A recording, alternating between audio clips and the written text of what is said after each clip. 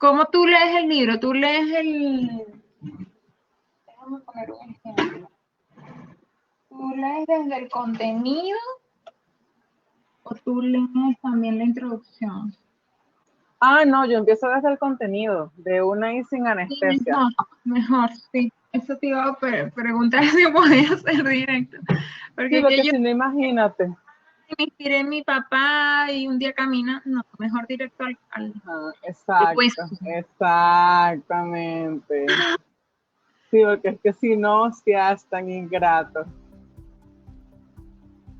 Avísame cuando estés lista. Vas a empezar tú, ¿verdad? ¿Tú? ¿Yo? Sí. Bueno. Pero me oyes bien, con la lluvia no No, se te echa escucho el sonido. perfecto. Sí, perfecto Ok. porque tienes audífonos. Te Sí, escucho pero es bien. que está lloviendo duro, duro, duro, parejo, aguacero cerrado. Yo te voy a prestar atención. Bueno, dale pues. En 3, 2, dale. Uno, Uno. ya. Bueno, ya sabes cómo se llama el libro, las 10 cosas más importantes que puedes hacer por tus hijos. Y el capítulo 1 se llama Haz que su mundo sea sólido.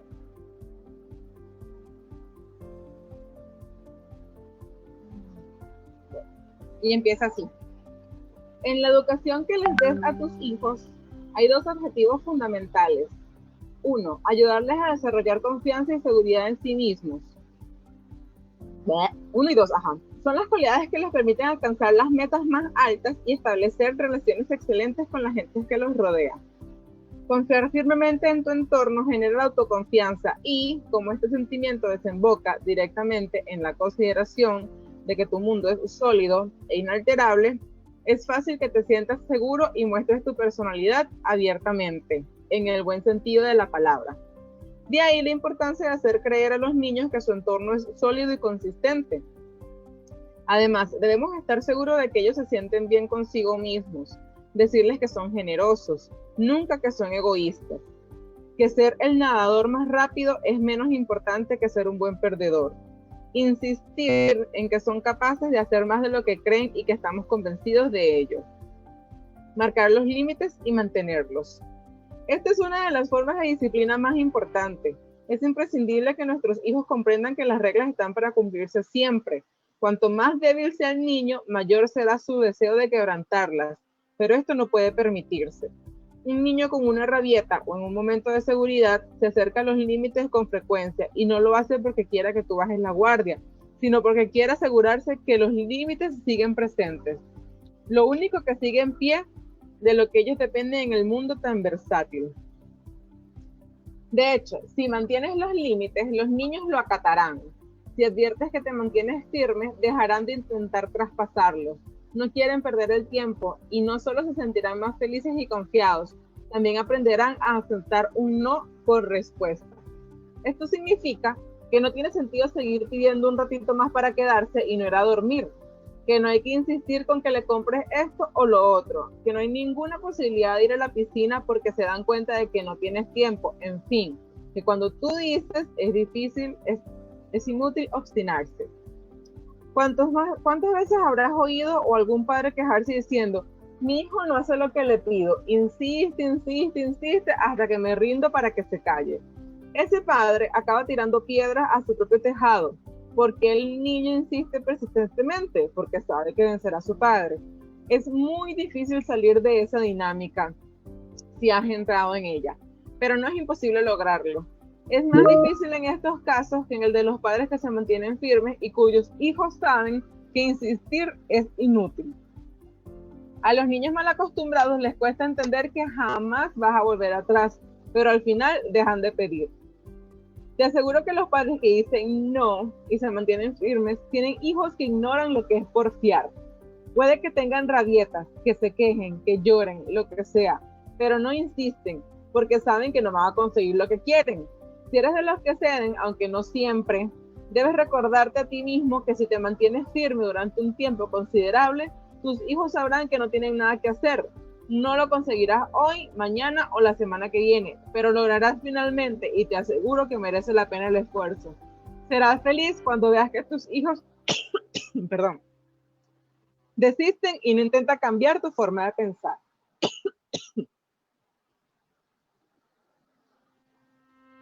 Usa el no adecuadamente. Conozco a padres que empiezan por decir no y luego dan marcha atrás porque piensan que actúan injustamente. Pude observarlo personalmente con una madre y su hija. Este le pidió permiso para poner los bártulos de pintura en la mesa de la cocina, mientras estábamos las dos allí. La madre, que quería charlar un rato conmigo, le dijo no, pero si nos dejas media hora solas, luego vienes y te pones a pintar. La hija refunfuñó, se quejó y la madre, harta de no poder mantener una conversación con tanta queja al fondo, le dijo, muy bien, saca las pinturas, déjalas preparadas y dentro de unos minutos vienes y pintas, pero al menos déjanos un poco de tiempo en paz. La niña preparó las pinturas y empezó a dar la lata, que si quería agua para los pinceles, que si necesitaba papel, que si una cosa y otra, mientras su madre cedía. Bien, te lo doy, pero ahora déjanos un ratito a solas. Por supuesto, la niña no nos dejó a solas ni un minuto. En una de las ocasiones en que su madre le dio la espalda, la niña me miró y esbozando una sonrisa elevó su pequeño pulgar en señal de triunfo. La pobre madre había acabado acorralada en una esquina. Empezó diciendo no, pero rectificó porque pensó que estaba siendo muy egoísta anteponiendo sus ganas de estar un rato con una amiga a las ganas de pintar de su hija. Solo hay dos salidas ante esta situación. Mantente en lo que has dicho, no permitir al niño pintarse y continuar quejándose y aguantarte el sentimiento de culpa.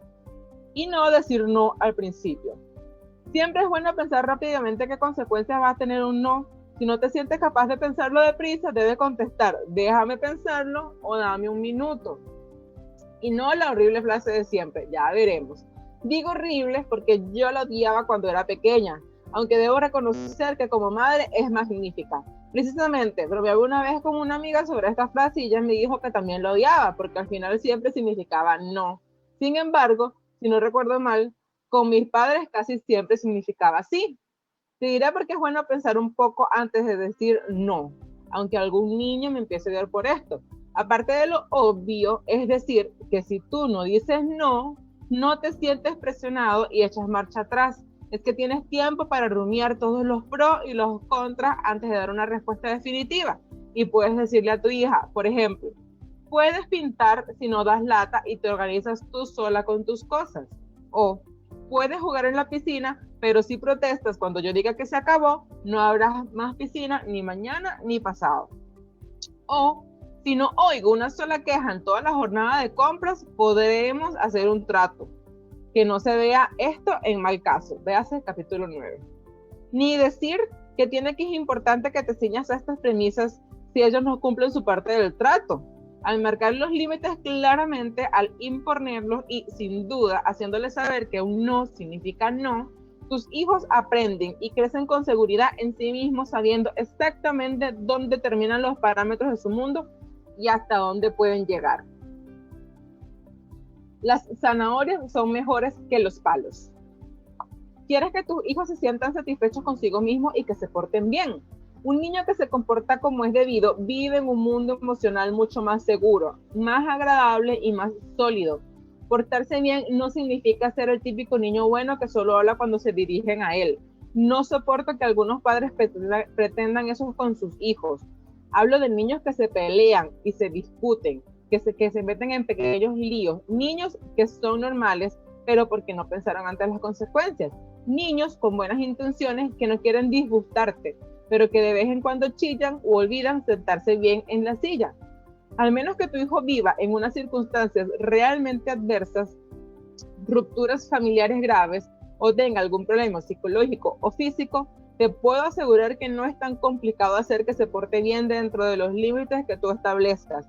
A veces, por supuesto, se enfrentará contigo porque no quiere hacer lo que le pides. En este momento debes motivarle para que acabe comportándose como tú quieres. Quizá tu hijo se tiene que dar más prisa por la mañana, o hay que recordarle que la ropa sucia se pone en la cesta, o decirle que deje de gritar. Pues bien, Hay infinitas formas de motivarle para que corrija su conducta, pero la regla básica es una: las zanahorias son mejores que los palos. Con eso no solo quiero decir que las zanahorias sean mejores y más agradables que los palos, que lo son, sino que además son efectivas. Tu hijo se levantará mucho mejor por las mañanas y se dará más prisa si le prometes alguna recompensa durante el fin de semana. Si le amenazas con algún castigo, no conseguirás nada. Opte siempre por recompensas mejor que por castigo si quieres modificar su conducta. Obtendrás mejores resultados si lo orientas hacia lo bueno que hacia lo malo.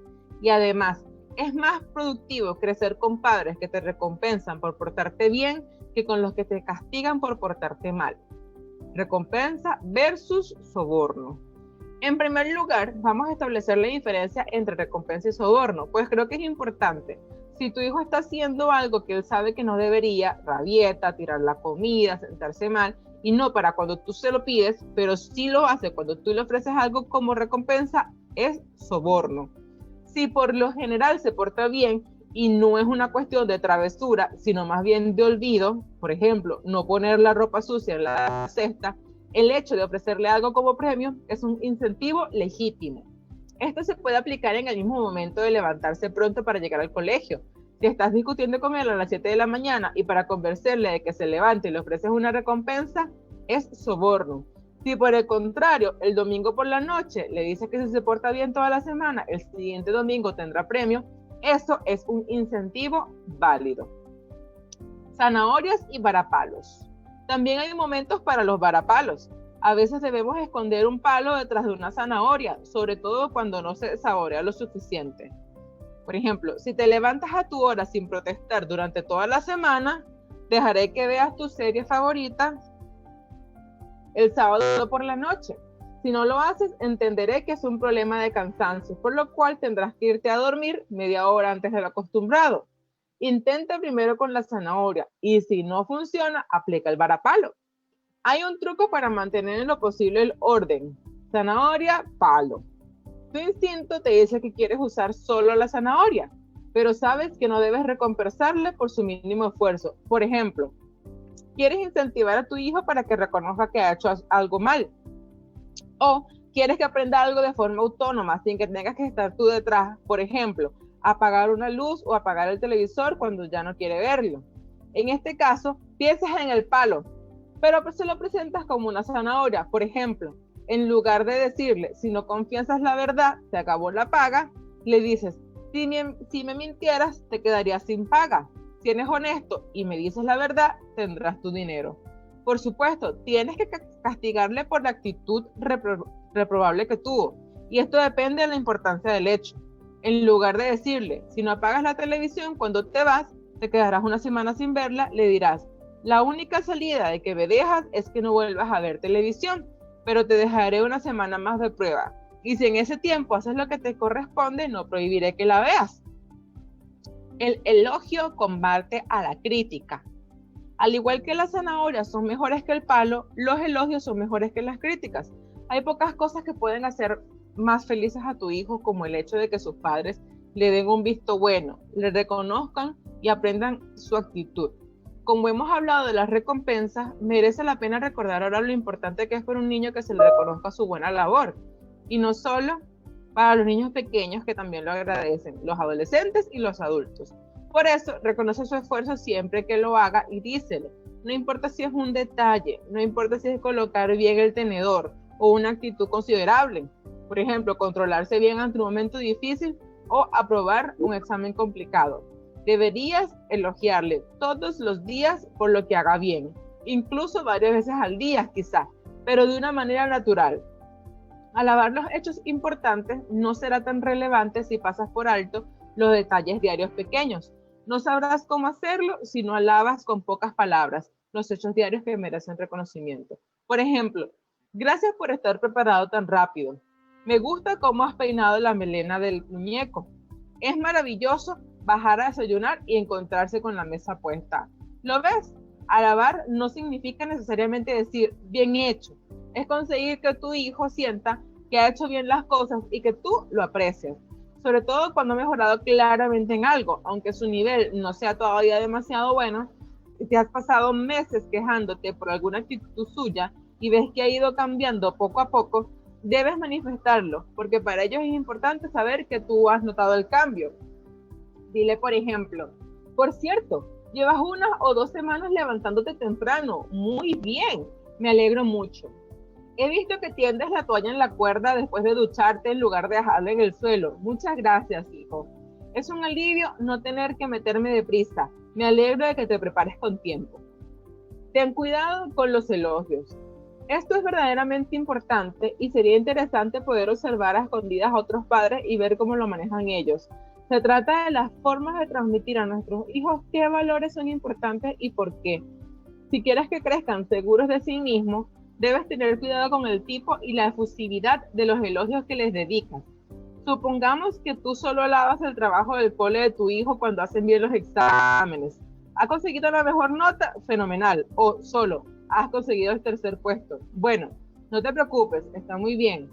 Si esta es la única alabanza que obtiene de ti, crecerá pensando que los logros académicos y profesionales son lo más importante de su vida, cuando realmente no es así. Una vez más, le podrías decir, has estudiado mucho para estos exámenes. Eso es lo importante, al margen de la nota que saques. O quizás, has sido el 11º. Pues eso está muy bien.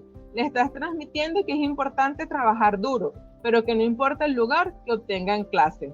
Habrás notado ya que tu ayuda es enviar algún tipo de respuesta, pero ¿en qué más lo elogias? Si el éxito en el colegio está ahí, es un gran mensaje, pero también debes hacerlo con otras cosas. Quizás tiendes a desestimar los buenos resultados de los exámenes en favor de otras cuestiones y le dices, estuvo muy bien lo que hiciste con Fernando, darle tu coche de juguete. Eres muy cooperador por las mañanas, no sé qué haría sin tu ayuda. Estoy impresionado de lo valiente que fuiste. Ahí subido a la parte más alta de la escalera. Echa una ojeada a esta lista y piensa cuánto mejor sería para tu hijo si alabaras los rasgos de su buen carácter en vez de los logros. Todavía podríamos ampliar aún más. Por ejemplo, sé que no eres de los que se levantan animados por la mañana, así que, con más razón, te agradezco que haya puesto la leche y los cereales en la mesa. O decirle también, sé que no te gustan nada las alturas. Hiciste muy bien quedándote a mitad de la escalera. Pensé que eras muy valiente por haberlo intentado. Eso es, estamos elogiando no solo los logros alcanzados, sino el esfuerzo realizado. Mejor todavía, de hecho, deberíamos ensalzar en el sentido de hacerles saber que los apreciamos su buena disposición, su forma de hacer esta u otra cosa, su habilidad, su esfuerzo. Céntrate y asegúrate de que no estás enviando mensajes que no deseas. Si siempre le das más importancia a lo deportivo, a lo académico o al esfuerzo frente al éxito, estás recalcando demasiado una sola faceta. Esto es importante sobre todo si tienes más de un hijo. Imagínate que aprecias más lo académico que lo deportivo. Quizás sea buena para el más estudioso, pero ¿qué ocurrirá con su hermano o hermana más predispuestos al deporte que a los estudios? Cuando el elogio es presión. Hermana, ¿sigo? Y hasta los 20. Hasta los 20, ok. Cuando el elogio es presión. Esta es otra cuestión. Tu hijo quiere que reconozcas sus logros. Y si solo lo consigues sacando unas notas excelentes, estudiará muchísimo y presionado. Si lo que aprecias es que vaya bien y sea una persona disciplinada, sentirás cierta frustración. Parece que tú nunca reconoces el trabajo que le supone ir bien en el colegio. Resumiendo, asegúrate de que valoras sus logros en todos los asuntos que a él le interesan sin fijarte en tu lista de prioridades como una persona individual. Otra forma de presión es el halago desproporcionado. Imagínate que tu hijo es bueno en pintura y tú te pasas la vida diciéndole que va a ser un futuro Picasso. El niño sentirá que tiene que seguir haciéndolo bien para que tú sigas elogiándolo. Carece de sentido, porque no será así. No le digas a tu niño de 11 años que es un genio por saber anudarse la corbata. Hecho bien. No le digas a tu hija de 2 años lo increíblemente lista que es. Vaya listilla, estás hecha. O céntrate más en lo que ha hecho. Eso ha estado muy bien. Añadir 2 cifras juntas a la suma. ¿Cómo hacerles brillar de verdad? Si de verdad quieres que tus hijos se sientan bien, sé muy concreto en las alabanzas y hazle preguntas sobre ellos. No digo que te pases la vida preguntando sobre cosas irrelevantes, pero cuando algo es importante para ellos, debes involucrarte y demostrarles que estás realmente interesado, que lo estás. Por ejemplo, me gusta cómo has peinado la melena del pony. Parece ver que ondea el viento. ¿Cómo lo has hecho? Nada es mucho mejor que la última vez que te vi. Me parece increíble ver cómo has mejorado a brasa desde que empezaste en el colegio. ¿Cuántos largos eres capaz de hacer ahora? Elógiales y critica su conducta. Aunque quieras, no se les puede ensalzar por todo lo que hacen. Habrá ocasiones en las cuales no den la talla y tendrás que criticarlos. Pero no se trata de hacerlo de una forma despectiva. Tu caligrafía es malísima. No tienes solución para las mañanas. O me pones realmente nerviosa. Si tienes que hacerle una crítica, intenta pensar antes de hablar, y cuando lo hagas, lo cual es inevitable de vez en cuando, no critica su persona, sino su actitud o su forma de hacer las cosas. Esa caligrafía podría estar mejor, ¿no? Has estado a punto de llegar tarde al colegio esta mañana. Esos gritos agudos me ponen nerviosísima. Si criticas los aspectos personales, no harán nada por mejorar. No quisiera molestar, pero soy perezoso, así que, ¿para qué esforzarme? Por supuesto que grito, soy una persona ruidosa. Como ves, al final lo único que consigues es minar su confianza y hacerles sentir mal consigo mismos, que es justo lo contrario a lo que pretendemos. Haz una crítica concreta, que sepan con certeza qué es lo que quieren que hagas. No le puedes decir, eres un egoísta, sino, es muy egoísta no compartir los juguetes. Me gustaría que me prestaras un rato los juguetes a tu hermano. Constructiva. Permiso. Si quieres, ponle ahí el separador de libros para dejarlo marcadito para mañana. Este es mi separador de libros, lo doblo. Ya. Comenzamos con el otro contenido. Sí, ¿cómo es que se llama? Equivalión. El Equivalión. Capítulo 1. La filosofía hermética. Los labios de la sabiduría están cerrados, excepto para los oídos del entendimiento. El Equivalión. Del antiguo Egipto han llegado las enseñanzas esotéricas y ocultas fundamentales que han influenciado tan fuertemente las filosofías de todas las razas, naciones y gentes por varios miles de años. Egipto, el hogar de las pirámides y la esfinge, fue el lugar de nacimiento de la sabiduría escondida y las enseñanzas místicas. Todas las naciones han tomado prestado de su doctrina secreta. India, Persia, Caldea, Medea, China, Japón, Asiria, la Grecia y la Roma antiguas y otros antiguos países participaron liberalmente en el festín de conocimiento que los hierofantes y maestros de la tierra de Isis proporcionaban tan libremente a aquellos que venían preparados para participar del gran almacén de saber místico y oculto que las mentes de esta tierra habían reunido. En el antiguo Egipto residían los grandes adeptos y maestros que nunca han sido sobrepasados y que raramente han sido igualados. Durante los siglos que han tenido su fuga procesional desde los días del gran Hermes, en Egipto estaba localizada la gran logia de logias de los místicos. A las puertas de sus templos entraban los neófitos, quienes posteriormente, como hierofantes, adeptos y maestros, viajaban a los 4 rincones de la tierra, llevando consigo el precioso conocimiento que estaban preparados, ansiosos y deseosos de traspasar a aquellos que estuviesen listos para recibirlo. Todos los estudiantes del oculto reconocen la deuda que deben a estos venerables maestros de esa antigua tierra. Pero entre estos grandes maestros del antiguo Egipto, moró una vez uno a quien los maestros aclamaban como el maestro de maestros. Este hombre, si es que en verdad era hombre, moró en Egipto entre los primerísimos días. Era conocido como Hermes Trismegistus. Él fue el padre de la sabiduría oculta, el fundador de la astrología, el descubridor de la alquimia. Los detalles del relato de su vida están perdidos para la historia debido al lapso de los años, aunque varios de los países antiguos disputaron uno con el otro en sus alegatos por el honor de haber suministrado su lugar de nacimiento, y de esto hace miles de años. La fecha de su residencia en Egipto, en esa su última encarnación sobre este planeta, no es conocida ahora, pero ha sido fijada en los primeros días de las más viejas dinastías de Egipto, mucho antes de los tiempos de Moisés. Las mejores autoridades la consideraban como un contemporáneo de Abraham, y algunas de las tradiciones judías llegaban a afirmar que Abraham adquirió una porción de su conocimiento místico a partir de Hermes mismo. Conforme los años rodaron tras su partida a este plano de vida, registrando la tradición que vivió 300 años en la carne, los egipcios deificaron a Hermes y le hicieron uno de sus dioses, bajo el nombre de Thoth. Años después, la gente de la Grecia antigua también le hizo uno de sus muchos dioses, llamándole Hermes, el dios de la sabiduría. Los egipcios reverenciaron su memoria por muchos siglos, sí, decenas de siglos, llamándole el escriba de los dioses y confiriéndole honoríficamente su antiguo título, Trismegistus, que significa el 3 veces grande, el grande más grande, etc.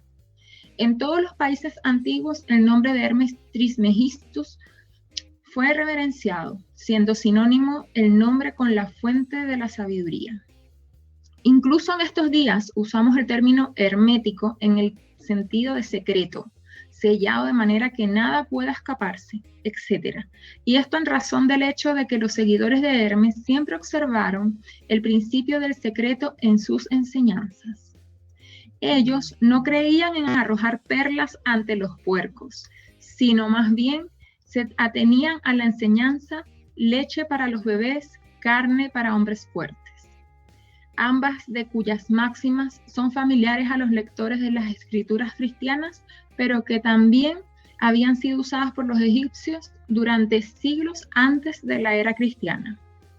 Y esta política de diseminación cuidadosa de la verdad ha caracterizado siempre a las enseñanzas herméticas, incluso hasta el día presente.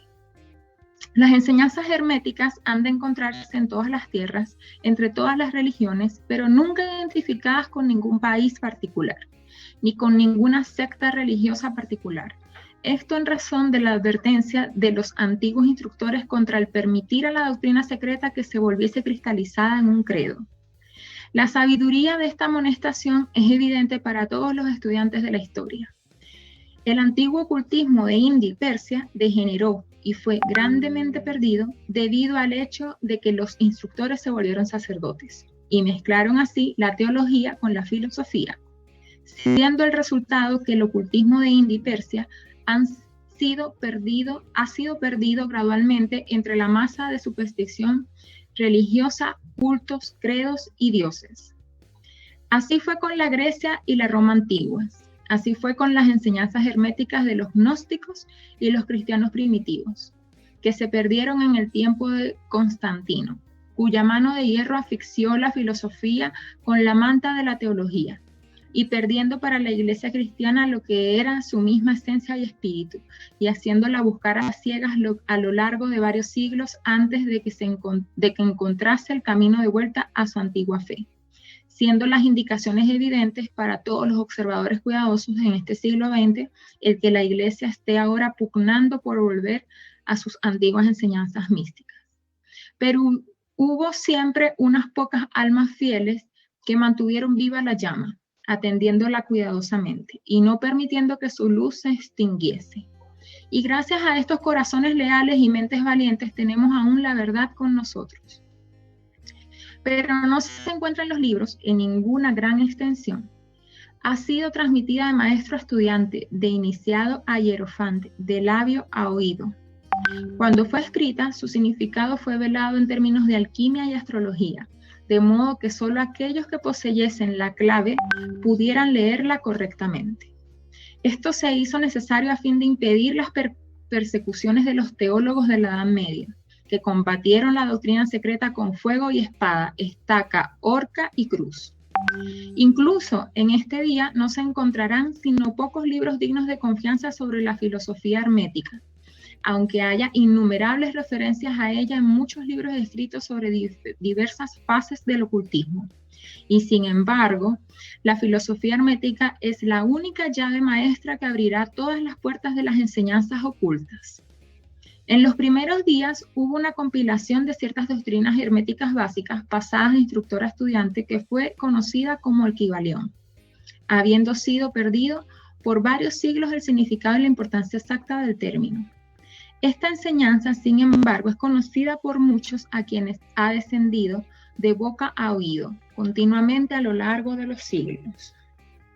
Sus preceptos nunca han sido escritos o impresos hasta donde sabemos nosotros.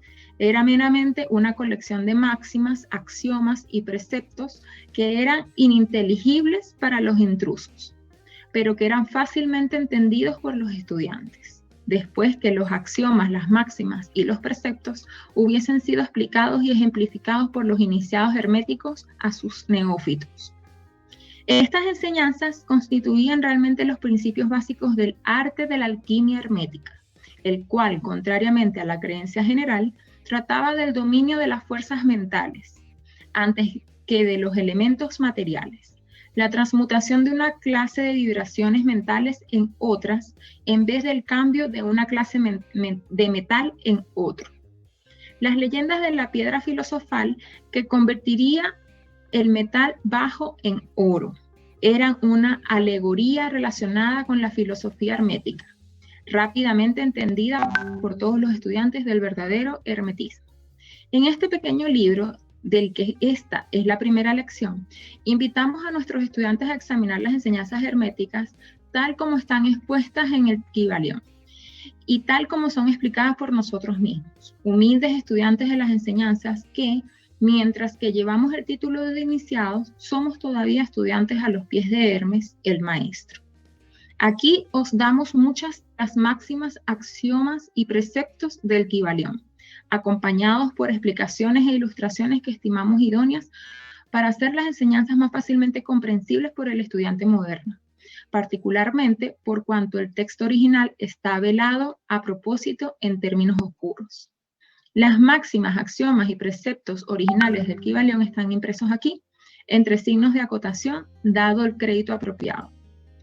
Nuestro propio trabajo está impreso en el modo regular en el cuerpo de la obra.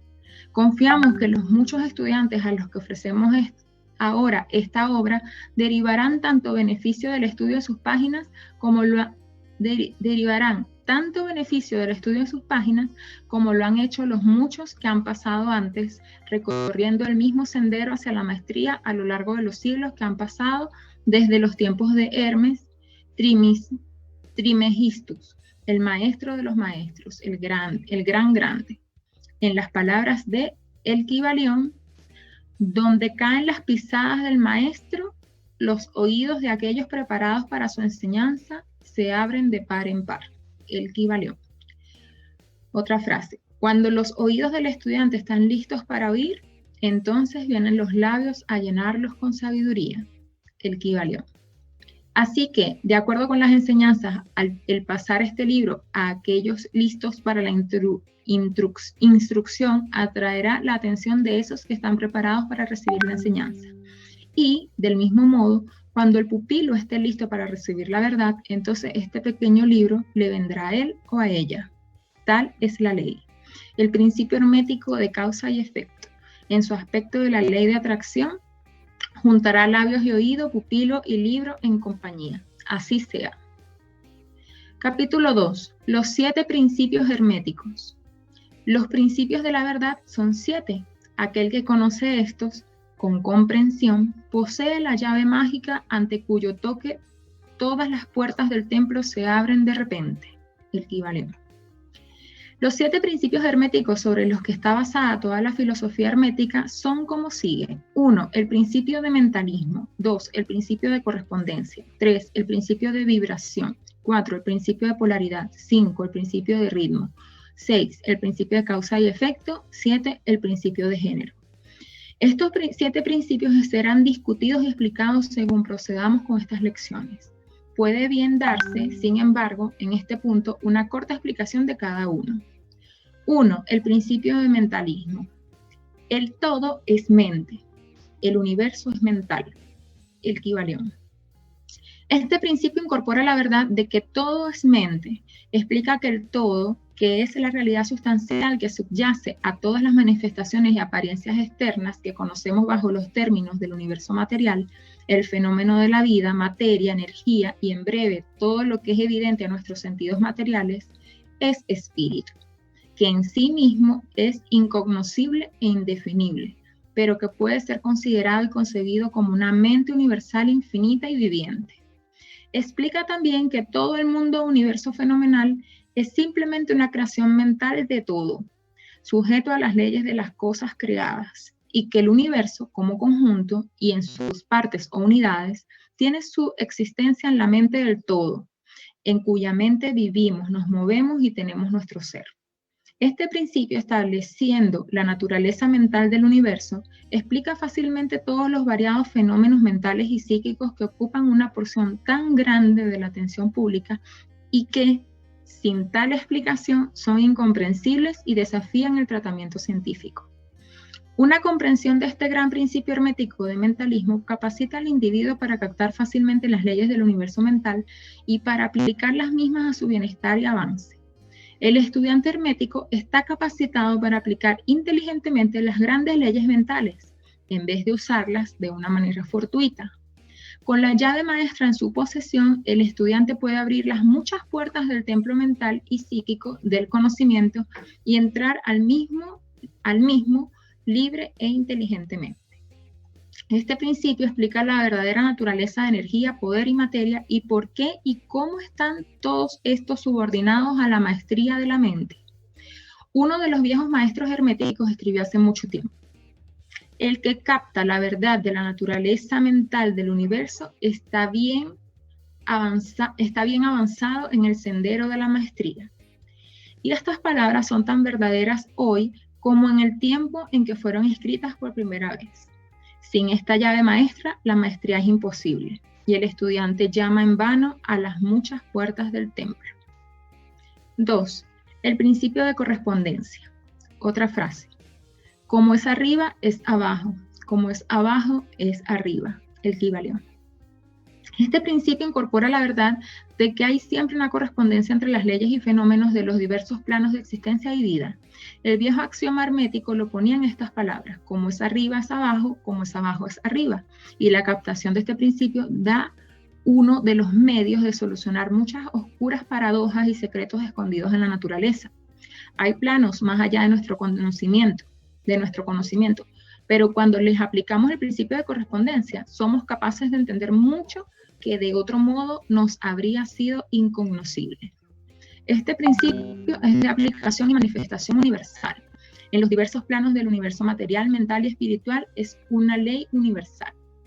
Los antiguos hermetistas consideraban este principio como uno de los más importantes instrumentos mentales por el que el hombre era capaz de atisbar a un lado de los obstáculos que ocultan lo desconocido a la vista. Su uso incluso rasgaba el velo de Isis hasta el punto de que podía verse un vislumbre de la cara de la diosa. Igual que un conocimiento de los principios de la geometría capacita al hombre para medir soles distantes y sus movimientos, mientras está sentado en su observatorio. Así, un conocimiento del principio de correspondencia capacita al hombre para razonar inteligentemente desde lo conocido hasta lo desconocido. Estudiando a la mónada, entiende al arcángel. 3. El principio de vibración. Nada descansa, todo se mueve, todo vibra. El Kybalión. Este principio incorpora la verdad de que todo está en movimiento, todo vibra, nada está en reposo. Hechos que la ciencia moderna refrenda y que cada nuevo descubrimiento científico tiende a verificar. Y sin embargo, este principio hermético fue enunciado hace miles de años por los maestros del Antiguo Egipto. Este principio explica que las diferencias entre las vibraciones diferentes de materia, energía, mente e incluso espíritu resultan mayormente de frecuencias de vibración variables, desde el todo, que es espíritu puro, bajando hasta la forma más grosera de materia. Todo está en vibración. Cuanto más alta la vibración, más alta la posición en la escala. La vibración del espíritu es en un rango de intensidad y rapidez infinitas, tal que está prácticamente en reposo. Igual que una rueda moviéndose rápidamente parece inmóvil. Y en el otro extremo de la escala hay formas groseras de materias cuyas vibraciones son tan bajas como para parecer en reposo. Entre estos dos polos hay millones sobre millones de grados variables de vibración. Desde el corpúsculo y el electrón, el átomo y la molécula, hasta los mundos y universos. Todo está en moción vibratoria. Esto también es verdad en los planos de energía y fuerza, que no son sino grados diversos de vibración, y también en los planos mentales, cuyos estados dependen de vibraciones, e incluso en los planos espirituales. Un entendimiento de este principio con las fórmulas apropiadas capacita a los estudiantes herméticos a controlar sus propias vibraciones mentales, así como la de los otros. Los maestros también aplican este principio en la conquista de los fenómenos naturales en modos diversos. Aquel que entiende el principio de vibración ha agarrado el cetro del poder, dice uno de los viejos escritores. 4. El principio de polaridad. Todo es dual, todo tiene polos, todo tiene su par de opuestos. Semejante y desemejante son lo mismo. Los opuestos son idénticos en naturaleza, pero diferentes en grado. Los extremos se encuentran. Todas las verdades no son sino medias verdades. Todas las paradojas pueden ser reconciliadas. El Kybalión. Este principio incorpora la verdad de que todo es dual, todo tiene dos polos, todo tiene su par de opuestos, todos los cuales eran viejos axiomas herméticos.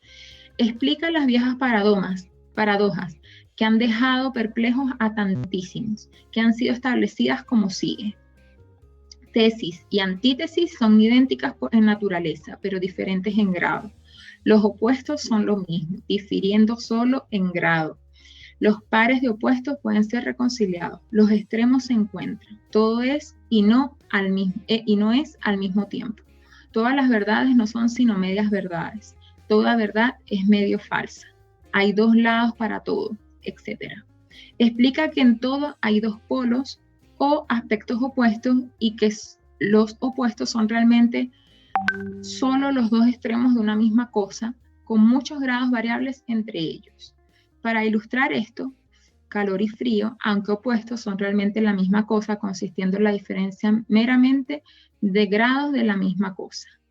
Mirad a vuestro termómetro y ved si podéis descubrir dónde termina el calor y comienza el frío. No hay tal cosa como el calor absoluto o el frío absoluto. Los dos términos, calor y frío, indican simplemente grados variables de la misma cosa.